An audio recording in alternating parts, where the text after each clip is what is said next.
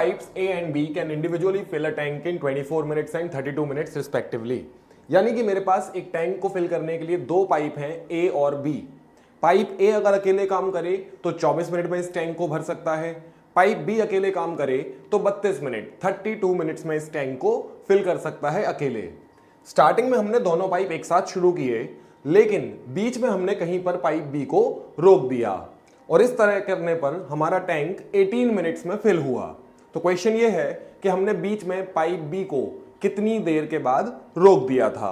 तो एक काफी इंटरेस्टिंग क्वेश्चन, और आगे बढ़ते हुए मैं बताऊंगा कि कहां हमारे स्टूडेंट्स इस क्वेश्चन को सॉल्व करने में एक छोटी सी गलती कर देते हैं। बट बिफोर दैट, जैसा कि मैंने आपको बहुत पहले बताया हुआ है कि टाइम एंड वर्क के किसी भी क्वेश्चन में मुझे टाइम को इंडिकेट करने वाले अगर दो नंबर्स मिल जाएं तो मैं उन दोनों का एलसीएम लेके अपना वर्क डिफाइन कर सकता हूं। तो यहां इस क्वेश्चन में मेरे सामने क्लियरली दो नंबर्स हैं जो टाइम को रिप्रेजेंट कर रहे हैं, 24 मिनट्स एंड 32 मिनट्स। तो इनका एलसीएम लेके मैं इस क्वेश्चन में वर्क को समोसे में डिफाइन ना करके कैपेसिटी फॉर्म में डिफाइन करूंगा।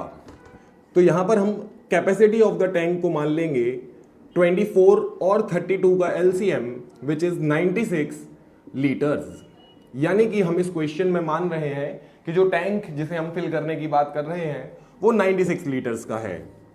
आगे हमें क्या पता है कि पाइप ए इस टैंक को 24 मिनट्स में फिल कर सकता है, जिसका मतलब है पाइप ए से हमें पर मिनट 4 लीटर पानी मिलता है।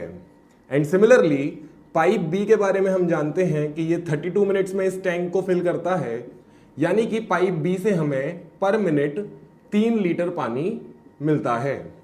इसके बाद जैसा कि मैंने कहा, स्टूडेंट्स एक बहुत छोटी सी गलती करते हैं इस क्वेश्चन को समझने में कि पाइप बी को बीच में कहीं रोक दिया, अब हम उसके बारे में कैसे गैसिंग करें।